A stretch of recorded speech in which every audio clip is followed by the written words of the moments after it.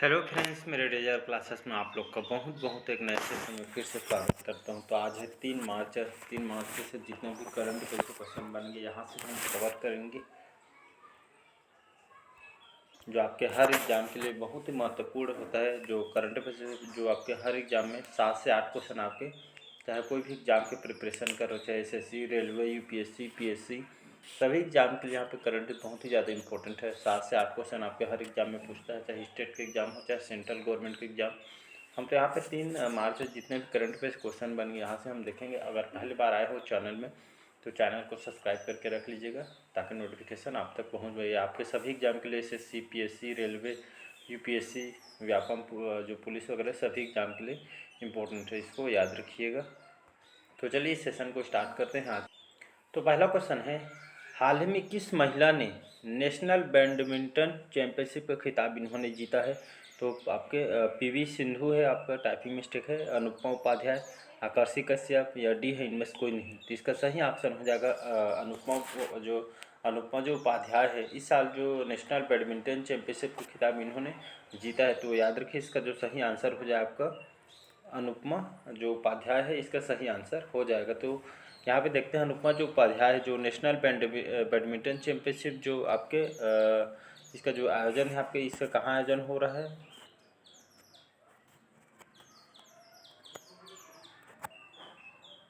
इसका जो आयोजन है आपके पुणे में इसका जो कि आयोजन हो रहा है। इसमें जो कि इसमें आपके जो मिथुन जो मंजूनाथ है आपके पुरुष टीम के लिए जीती है, और वहीं जो आपके फीमेल के लिए बात करें तो अनुपमा जो उपाध्याय है, आप फीमेल के लिए इन्होंने बैडमिंटन चैंपियनशिप जीते हैं। तो याद रखिए, आपके महिला में आपके अनुपमा उपाध्याय और आपके मिथुन मंजूनाथ जो कि आपके मेल में इन्होंने जीते हैं। इसका आयोजन अभी आपके पुणे में चल रहा था, राष्ट्रीय बैडमिंटन चैंपियनशिप 2023 का। तो इसमें आपका महिला में आपके अनुपमा उपाध्याय और पुरुष में आपके जो खिताब जीता है आपके क्या पता है, मिथुन मंजूनाथ, तीनों ने जीता है। तो इसको याद रखिएगा। अगला क्वेश्चन देखते हैं, हाल ही में मूडीज की रिपोर्ट के अनुसार 2023 में भारत की जो जीडीपी वृद्धि दर कितना प्रतिशत रहने का अनुमान इस साल लगाया है? आपके 2023 में बताया गया है। तो मूडीज के द्वारा इसका ऑप्शन है 5.5%, 6.5%, या सी है आपका 6.1%, या डी है इनमें से कोई नहीं। इसका सही ऑप्शन हो जाएगा ए ऑप्शन 5.5%। तो हाल ही मूडीज की रिपोर्ट के अनुसार 2023 में जो भारत की जीडीपी जो आर्थिक जो वृद्धि दर है, लगभग 5.5% रहने का अनुमान लगाया है मूडीज़ के अनुसार। तो 5.5% ये अनुमान लगाया, याद रखिए। मूडीज़ की बात करूँ, आपके इन्वेस्टर सर्विस है, मतलब रेटिंग देने वाली कंपनी है, मतलब कौन से देश की जो अर्थव्यवस्था कितनी ही आपका आंकड़ा लगाती है। तो रेटिंग जो भारत की रेटिंग जो बताई गई है 5.5%, आपके 2023 में भारत की जीडीपी दर जो कि रहने का प्रतिशत रहने का यहाँ पे अनुमान लगाया है मूडीज़ के अनुसार।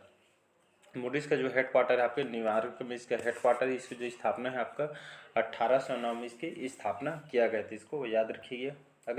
अगला क्वेश्चन देखते हैं, हाल ही में एंटी करप्शन वर्किंग ग्रुप की G20 बैठक शुरू हो गई है। आपके कहाँ इसका आयोजन किया जा रहा है बैठक का?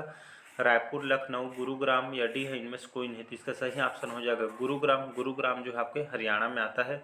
तो हाल ही में हरियाणा में गुरुग्राम में एंटी करप्शन जो वर्किंग ग्रुप की जो G20 जो बैठक शुरुआत किया आपके गुरुग्राम में, ये आपके 3 दिवसीय होगा, मतलब 1 से 3 मार्च तक इसका आयोजन, इस बैठक का आयोजन किया जाएगा। तो ये आपके G20 जो आपके हरियाणा के जो आपके गुरुग्राम इसका जो कि इसका आयोजन किया जाएगा। G20 जो बैठक, इसका जो एंटी करप्शन वर्किंग का जो उद्देश्य, इसमें जो भ्रष्टाचार जो यहाँ पे हो रही है, आप चाहे कोई भी देश में, चाहे भारत की बात हो चाहे कोई भी देश के, तो इसी पे यहाँ पे फोकस किया जाएगा। तो इसको रोकने के लिए इस पर जो एंटी करप्शन जो वर्किंग ग्रुप की G20 जो बैठक, इसके शुरुआत की है अभी गुरुग्राम में, इस बैठक का आयोजन किया जा रहा है। तो याद रखिएगा, इसका सी ऑप्शन करेक्ट हो जाएगा।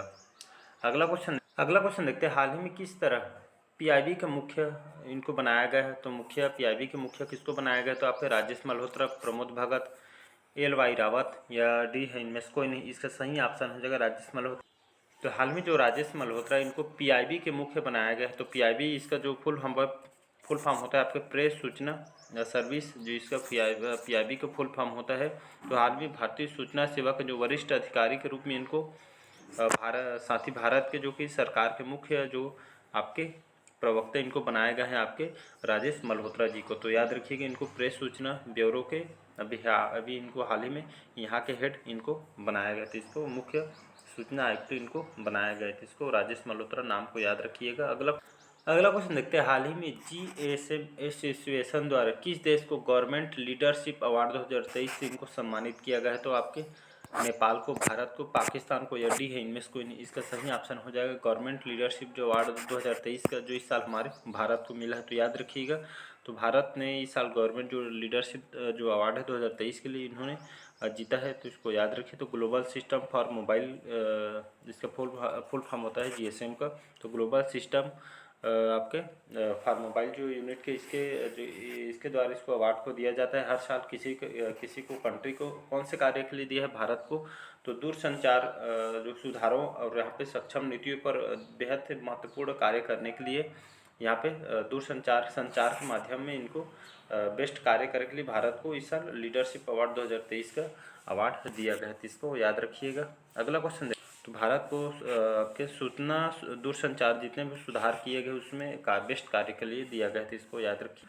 अगला क्वेश्चन देखते हैं, हाल ही में गोदरेज इंडस्ट्री ने अपना रासायनिक व्यवसाय के CEO के रूप में किसको नियुक्त किया है? तो आपके राजेश राय को, विनय गर्ग, विशाल शर्मा या डी है इनमें से कोई नहीं। इसका सही ऑप्शन हो जाएगा आपका विशाल शर्मा। इनको हाल ही में, तो गोदरेज इंडस्ट्री है, गोदरेज जानते हो, तो यहाँ पर गोदरेज जो कंपनी है, इंडस्ट्री है, अपने रासायनिक व्यवसाय के रूप में इनको CEO के रूप में इनको नियुक्त किया है आपके विशाल शर्मा। तो विशाल जो शर्मा इनको टेक्निकल बिजनेस के मुख्य अधिकारी इनको बनाया गया। गोदरेज जो कि जानते हैं आपके शॉप वगैरह में गोदरेज का सामान आता है, बहुत सारे प्रोडक्ट आते हैं इसकी।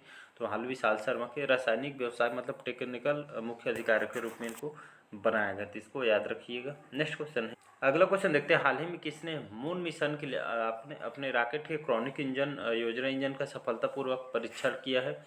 नासा, इसरो या CNCA या डी है इनमें से कोई नहीं। तो इसका भी ऑप्शन करेक्ट हो जाएगा। तो हाल ही में इसरो द्वारा या भारतीय अंतरिक्ष अनुसंधान इसरो के द्वारा अपने यहाँ पे जो मून मिशन है आपके चंद्रयान 3 जो मिशन है, इसके तहत जो कि हाल ही में जो कि इस परीक्षण किया गया, तो बड़ी यहाँ पे जो कि सफलता के लिए यहाँ पे हासिल की है। तो चंद्रयान 3 जो मिशन प्रक्षेपण यान के जो आपके C-20 जो इंजन है, इसके क्रायोजेनिक इंजन का सफलतापूर्वक परीक्षण जो कि किया गया है। ये आपके जो परीक्षण है कब किया गया है? तो डेट को याद रखिए, पूछा जा सकता है। 24 फरवरी इसका परीक्षण किया गया है। तो इसका जो लगभग 25 सेकेंड में इस जो आपका जो प्रक्षेपण यान का जो परीक्षण पूर्ण जो है आपके सफलतापूर्वक 25 सेकेंड में किया गया है। ये आपके चंद्र 3 मिशन है। तो हाल ही में इसरो के द्वारा 24 फरवरी को इसका परीक्षण किया गया, तो इसको याद रखिएगा।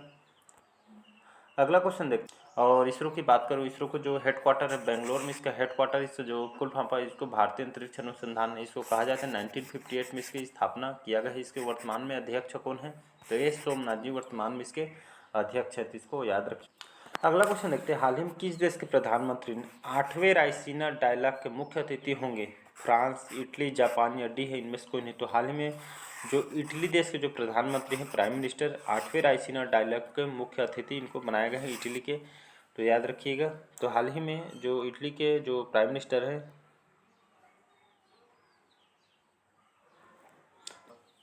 आपके जॉर्जियो जो मेलोनी है, यहाँ का जो प्राइम मिनिस्टर है। तो हाल ही में विदेश मंत्रालय ने जो 8वें रायसीना जो डायलॉग जो इटली के जो प्राइम मिनिस्टर जियो मार्जोनी को यहाँ के मुख्य अतिथि की सुरक्षा और रक्षा सहयोग के रूप में मजबूत करेंगे। इसी उद्देश्य से हाल ही में दिल्ली जो कि पहुँच चुके हैं आपके जॉर्जियो मेलोनी, जो कि कहाँ के राष्ट्रपति हैं, सॉरी प्राइम मिनिस्टर है, तो इटली के प्राइम मिनिस्टर हैं। तो इनको मुख्य अतिथि बनाया गया 8वें रायसीना डायलॉग के। तो याद रखिए आपको जो इस बैठक का जो आयोजन है आपके सुरक्षा रक्षा सहयोग को मजबूत करने के लिए इस बैठक का आयोजन किया जा रहा है, इसको याद रखिएगा।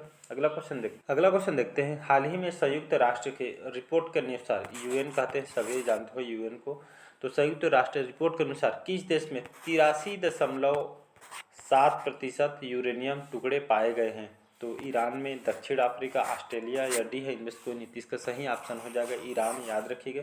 तो हाल ही में UN रिपोर्ट के अनुसार यहाँ पे डाटा के अनुसार पता चला है कि जो ईरान जो देश है यहाँ पे 83.7% यूरेनियम के टुकड़े यहाँ पे पाए गए हैं। तो इसमें UN के द्वारा कहा जा रहा है, तो यूरेनियम के जो सही डाटा ये आपका ईरान बताया नहीं जा रहा है।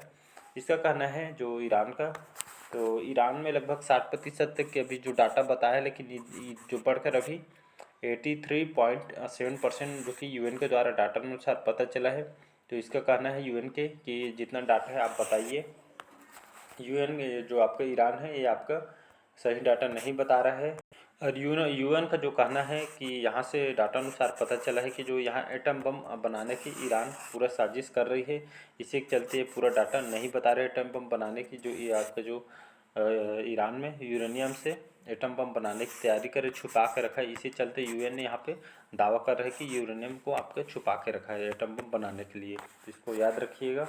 ईरान की बात करूँ, ईरान की जो कंट्री आता है आपको मिडिल ईस्ट कंट्री में आती है। कैपिटल है तेहरान। राष्ट्रपति हसन जो रूहानी है वर्तमान में आपके ईरान के राष्ट्रपति थे। इसको याद रखिएगा। नेक्स्ट क्वेश्चन देखते अगला क्वेश्चन देखते हैं। हाल ही में पश्चिमी नौसेना के जो flag officer commanding in chief का पदभार किसे नियुक्त किया गया है? तो अशोक कुमार, सतीश नामदेव, दिनेश के त्रिपाठी, डी है इनमें से कोई नहीं। तो हाल ही में जो दिनेश के त्रिपाठी है इनको हाल ही में पश्चिमी भाग के पश्चिमी नौसेना के flag officer commanding in chief का पदभार जिनको नियुक्त किया है आपके दिनेश आपके त्रिपाठी जी को। तो याद रखिए इनको हाल ही में नौसेना के flag officer commanding in chief का पदभार इनको नियुक्त किया गया है आपके दिनेश के त्रिपाठी के। याद रखिएगा रीवा के रहने वाले हैं और आपके 1985 के इन्होंने आपके नौसेना में इन्होंने हिस्सा लिया था, ज्वाइनिंग की थी। तो इसको याद रखिएगा।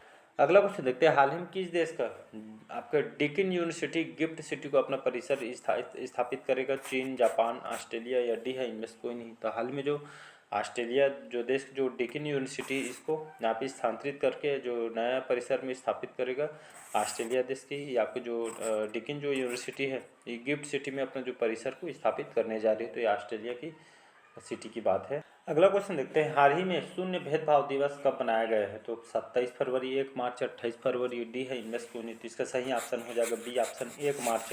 1 मार्च को जीरो डिस्क्रिमिनेशन डे इसको मनाया जाता है या इसको शून्य भेदभाव दिवस भी कहा जाता है। इसका जो मनाने का क्या उद्देश्य है? तो जीरो डिस्क्रिमिनेशन जो डे जो है 23 जो मनाया गया है आपके 1 मार्च को मनाई गई है। तो इसको मनाने के पीछे जो कि विश्व स्तर पर इसको मनाया जाता है, भेदभाव को ख़त्म करने के लिए इस दिवस को मनाया जाते हैं। और यहाँ पे जितने महिला वगैरह में भेदभाव न करने की यहाँ पे हिदायत दिया जाता है। और महिला को यहाँ पे बढ़ावा देने के लिए खासकर इसको भेदभाव न करने के लिए लोगों को जागरूक करने के लिए इसको विश्व जो भेदभाव दिवस मनाया जाता है 1 मार्च को।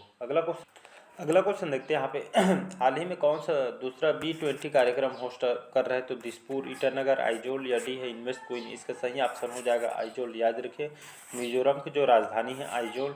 तो यहाँ पे दूसरा B20 कार्यक्रम होस्ट कर रहे हैं। B20 जो कार्यक्रम है खास करके लगभग सभी देश को इन्वाइट किया गया B20 कार्यक्रम। इस साल आइजोल जो कि इसका होस्ट कंट्री है, तो इसका जो आयोजन है लगभग इसमें जो लगभग 20 कंट्री को इसको इनवाइट किया, जिसमें आपके श्रीलंका और साथ ही साथ आपके अमेरिका, बहुत सारे देश को यहाँ पे इनवाइट। तो इस सम्मेलन में खास करके उद्देश्य है कि शहरी जो रूपरेखा है यहाँ की आजीविका, कौशल विकास, हथकरघा, नौकरी क्षेत्र में सेक्टर में, व्यापार सेक्टर में और सौंदर्यीकरण ये जो सेक्टर में यहाँ पे जो अर्थव्यवस्था को पूरा इस पर फोकस किया जाएगा। तो इसी का होस्ट कर रहा है आपका आइजोल, जो कि आपके मिजोरम की राजधानी है आइजोल। तो यहाँ पे इस फोकस कंट्रीज को बनाया गया है, तो इसको याद रखिएगा। तो इस साल जो B20 कार्यक्रम होस्ट कर रहा है आइजोल, तो इसको याद रखिएगा। अगला क्वेश्चन देखते हैं यहाँ पे। अगला क्वेश्चन देखते हैं। हाल ही में बोला तिनुबू जो कि किस देश के नए इनको राष्ट्रपति बनाया गया है? तो आपके कांगो, नाइजीरिया, सूडान या मोरक्को। इसका सही ऑप्शन हो जाएगा नाइजीरिया। तो हाल ही में जो बोला तिनुबू है इनको हाल ही में नाइजीरिया देश के नए इनको राष्ट्रपति इनको बनाया गया। नाइजीरिया की बात करूँ तो नाइजीरिया जो आपकी कंट्री आती है आपके वेस्ट अफ्रीका की कंट्री है। कैपिटल है आपके अबूजा, जो कि इसकी राजधानी है। अबूजा यहाँ की राजधानी है नाइजीरिया की। तो बोला तिनुबू है हाल ही में इनको नाइजीरिया देश के राष्ट्रपति इनको बनाया गया। तो इसका बी ऑप्शन करेक्ट हो जाएगा। अगला क्वेश्चन देखते हैं। हाल ही में अंतर्राष्ट्रीय बाजार वर्ष में एक विवरणीय रहस्योद्घाटन किया गया है आपके मुंबई, कोलकाता, गोवा या डी है इनमें से कोई नहीं। तो हाल ही में गोवा में ये आपका अंतर्राष्ट्रीय बाजार है जिसमें बहुत सारे जो कैंट है ये अंतर्राष्ट्रीय बाजार है। इसका जो उद्घाटन हाल ही में गोवा राज्य में किया गया है, जिसमें बहुत सारे कंट्री भी हिस्सा लेंगे और यहाँ पे अर्थव्यवस्था पे फोकस पे किया जाएगा। तो इसको जो उद्घाटन है गोवा में किया है। गोवा की बात करूँ राजधानी है पणजी।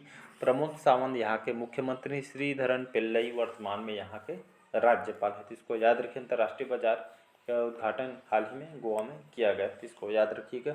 तो आज का सेशन कैसे लगा कमेंट करके ज़रूर बताइएगा। पहले बार आए तो चैनल को सब्सक्राइब करके रख लीजिएगा, तो ताकि नोटिफिकेशन आप तक पहुँच पाए। तो चलिए बस आज के लिए इतना ही, मिलते हैं। Thank you.